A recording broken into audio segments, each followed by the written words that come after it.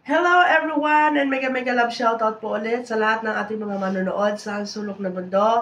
Ito naman po ulit si Kapitan Nihay ang magbibigay naman ng reaction and opinion ko dito sa nagaganap na mainit na talakayan tungkol dito kay Mayor Alice Goo. Ayan guys, no? So, si Mayor Alice Goo po ay first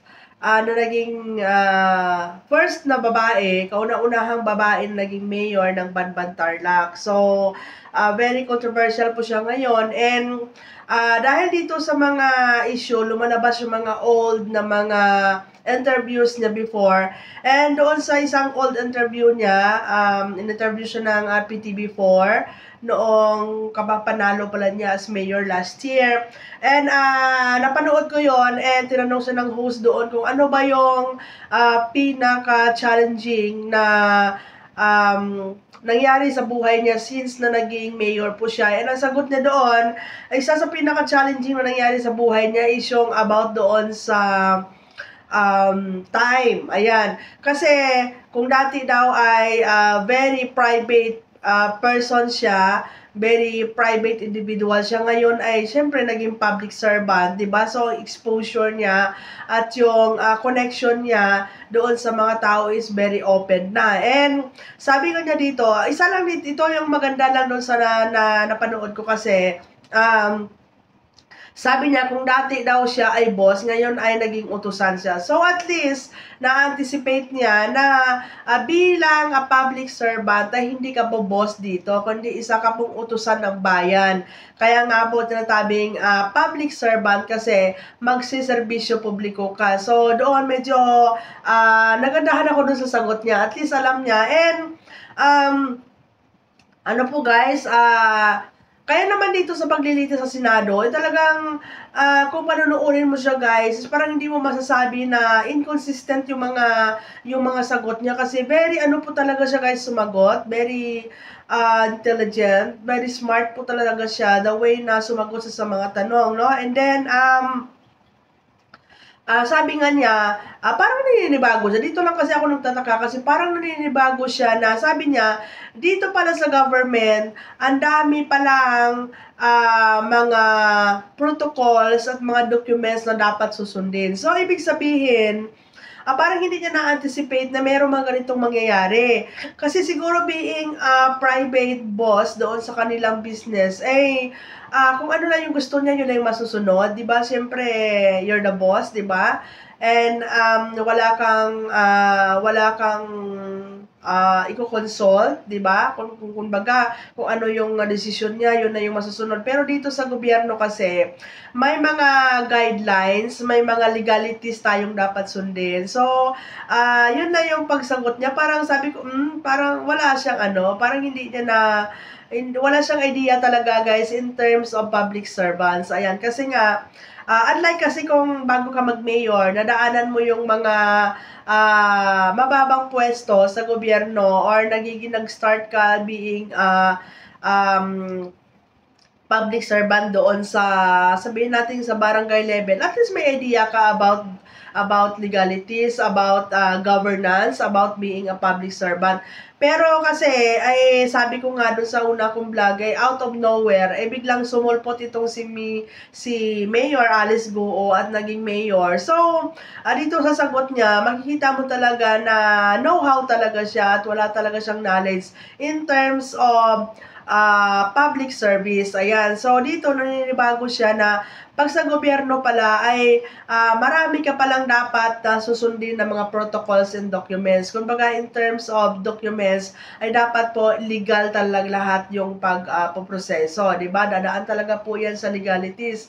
And ito na nga guys, dahil sa kasagsagan talaga ng mainit na issue at bakbakan dito tungkol dito sa kay Mayor Alice Goo dahil na-involve po ito dito sa illegal na mga gawain dito po sa Baofu compound. Yun nga po yung pinofront na Pogo, pero sa loob po ng mga illegal na mga gawain na andyan po yung iba't ibang uri ng mga hindi po kanais-nais na mga illegal na mga gawain, di ba? So, ayan nga po, no? So, dahil dito sa maraming na mga inconsistency na mga nangyayari, ay ito nga pong si Senador Win Gatchalian, nag-decide na po na ipapatawag itong tatay ni Mayor Alice Goo kasi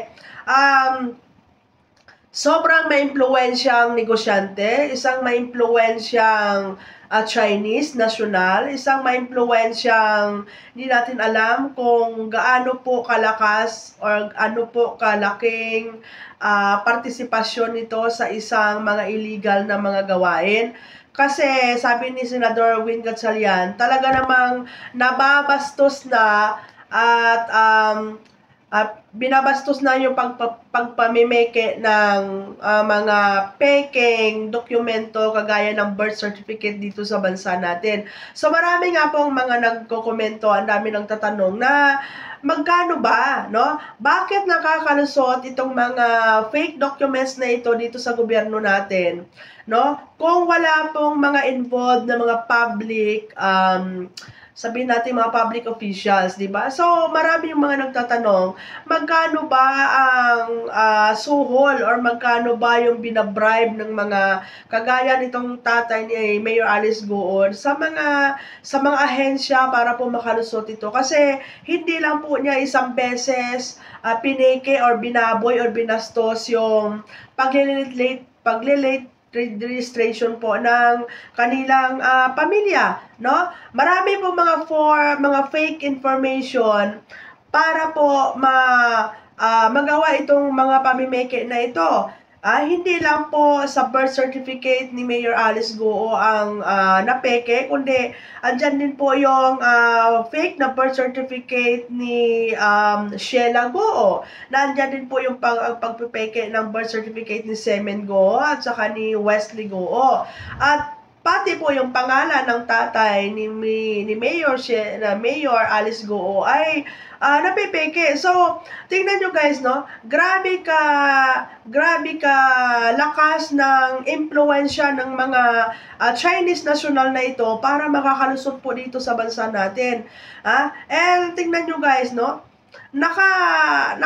Nakatakbo po ng mayor, di ba? Ng mga public officials or ng mga public servant, di ba? Yung mga Chinese national na ito na peke po yung kanilang mga dokumento. Ayan, no? So, sobrang ano po ito, sobrang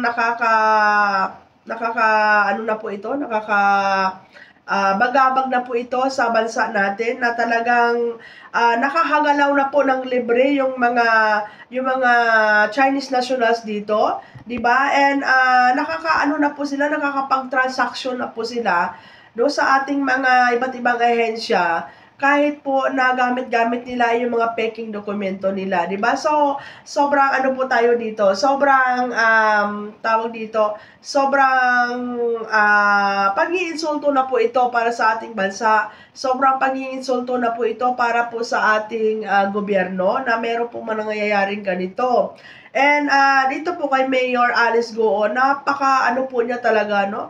Makikita mo talaga na dito is parang planado niya po talaga kung paano niya paikot-ikutin yung mga pangyayari, kung paano po niya sagutin yung mga aligasyon sa kanya, 'di ba? And dito nga po meron na namang bagong mga na raid or mga na-discover na may ang dami pong mga Chinese nationals na andito ngayon na nagtatrabaho dito sa bansa natin na wala po silang mga working permit, wala po silang mga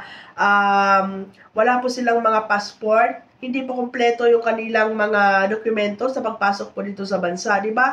So, hindi natin alam kung paano po nakalusot yung mga yan, di ba? So, sabi ko nga, in connection dito sa kay Mayor Alice Goo na ngayon ay sobrang na-involve po dito sa, hindi mo na ito masasabing maliit lang na mga grupo, kundi masasabi mo parang triad na talaga, di ba? So sabi ko nga, kung andoon sa Salen ni Mayor Alice Go ay meron pala siyang pag-aari na isang helicopter. So may tendency na itong mga Chinese nationals or itong mga iba't ibang foreign nationals na nakapasok dito sa bansa at nagtatrabaho doon sa loob ng Baofu building na yon, ng Baofu compound na yon, na pinofront ay yung Pogo, ay may tendency po na itong helicopter na ito po ang nagiging transportation ng mga iba't ibang foreign nationals kung bakit po nakakapasok sila dito sa bansa na wala pong kompletong dokumento. 'Di ba? Hindi lang po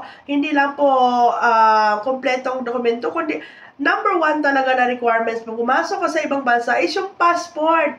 But then, meron tayong mga 126 na mga foreign nationals na nakapasok dito na wala pong mga passport. Diba? So, malaki pong malaki pong insulto, malaking sampal po ito sa ating bansa, no? Sa ating mga government sa mga ating mga government officials na meron pong nangyayaring ganito, di ba?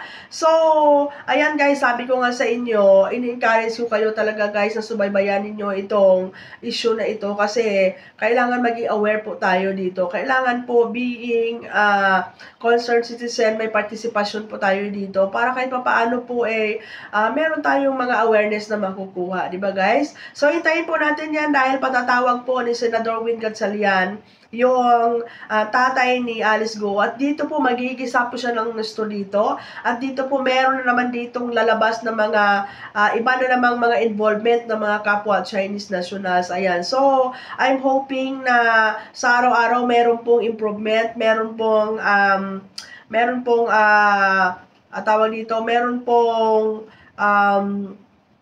update para po sa ating mga mamamayang Pilipino. So, as for now, ito lang po muna. And kung meron naman akong makukuha mamaya na update, ayan, update ko din po kayo dito sa aking YouTube channel. So, maraming salamat po and God bless everyone.